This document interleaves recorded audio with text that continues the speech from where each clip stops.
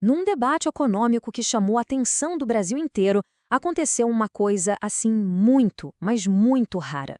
Dois oponentes de mundos ideológicos completamente opostos se enfrentaram e o resultado foi um empate técnico perfeito. Vamos entender como é que isso foi possível? Olha só, de um lado a gente tem Elias Jabbour, o professor com aquela visão macro da economia. Do outro, Renato Batista, o investigador, focado nos dados, nos fatos concretos. E os dois terminaram com exatamente a mesma nota, 8,3 de 10. A grande questão aqui não é quem ganhou, mas como eles conseguiram empatar de um jeito tão preciso. Essa é a pergunta central que a gente vai desvendar agora. Isso aqui não é só sobre um debate, é sobre um quebra-cabeça que revela duas maneiras totalmente diferentes, mas igualmente eficazes de argumentar e de enxergar os problemas do Brasil. E tudo começou por causa disso aqui. Uma única resolução do governo que, de uma hora para outra, aumentou o imposto de importação para mais de 1.000 produtos. Essa medida foi o estopim, sabe? Foi o que colocou o desenvolvimentismo e o liberalismo cara a cara. Então vamos lá para o primeiro round. O Renato Batista chegou no debate com uma estratégia muito clara. Ele foi investigar os fatos e apresentar provas concretas. Quase como um detetive, sabe? Examinando a cena do crime. E a tática dele foi demolidora. Em vez de ficar discutindo teoria, o Batista pegou um único documento, a lista oficial do governo. E ali ele expôs a fragilidade do argumento, apontando itens como, por exemplo, reatores nucleares e navios de guerra.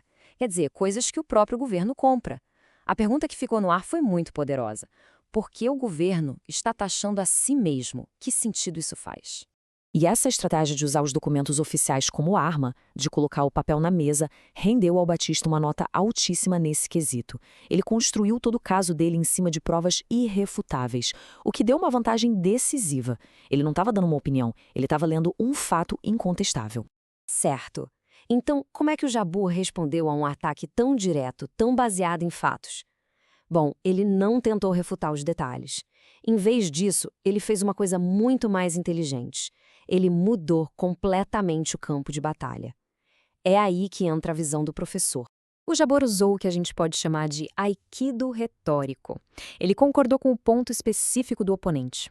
Ao dizer "o Renato tem razão", ele simplesmente neutraliza o ataque e, na mesma hora, abre espaço para apresentar o argumento dele, que era muito mais amplo. Uma jogada brilhante.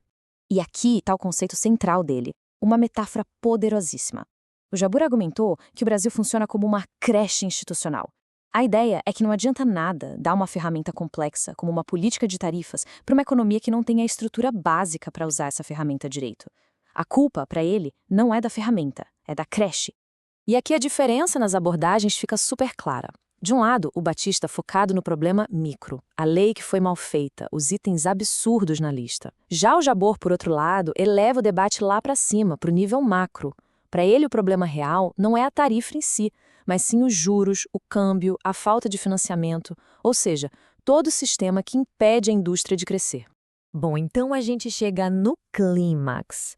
Agora que a gente já entendeu as duas estratégias, vamos analisar o placar detalhado para finalmente resolver o mistério desse empate perfeito.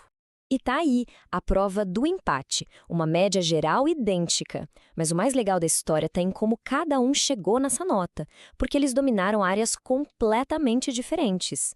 Olha só, a primeira troca fundamental. O Batista foi superior na precisão dos fatos, citando a resolução, o número de itens, tudo certinho. Mas o Jabbour compensou isso com um conhecimento teórico mais profundo, explicando conceitos complexos da economia política.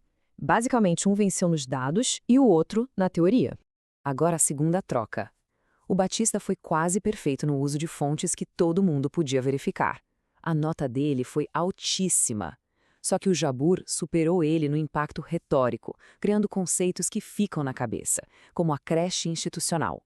Então, um venceu na prova e o outro na persuasão. E, finalmente, a terceira troca. O Batista se destacou na capacidade de refutar pontos específicos, de ir direto no ataque. Mas o Jabbour ganhou pontos preciosos em empatia e escuta, usando aquele acordo estratégico para controlar a narrativa. A força do ataque de um foi equilibrada pela inteligência da escuta do outro. Então, O ponto crucial é este. O empate não foi um acidente, não foi sorte, foi a consequência lógica de dois debatedores de altíssimo nível que têm caixas de ferramentas diferentes, mas igualmente eficazes. As forças e fraquezas de um acabaram se anulando e o resultado foi esse equilíbrio raro. Mas esse debate todo vai muito além de um exercício intelectual, viu? Ele representa o dilema central sobre qual caminho o Brasil deve seguir para construir o futuro da sua economia. Para entender a urgência disso, é só olhar um pouco para a nossa história. O Brasil já teve uma indústria que representava quase um terço da nossa economia. Hoje, essa participação despencou para cerca de 10%. É esse processo todo de desindustrialização que está por trás e que torna esse debate tão importante. No fim das contas, o debate todo se resume a estas duas visões. O Batista defende reparos mais focados. Vamos parar de proteger quem não é competitivo e focar na eficiência. Já o Jabbour defende uma reforma do sistema. Não adianta consertar uma peça se o motor inteiro está quebrado. Primeiro, tem que arrumar o sistema. Isso tudo nos deixa com a pergunta final. O caminho para a modernização econômica do Brasil passa por consertar problemas específicos com base em dados, como propõe o investigador, ou por uma reconstrução completa do sistema, como defende o professor? A resposta para essa pergunta, bom, ela pode definir o futuro do país.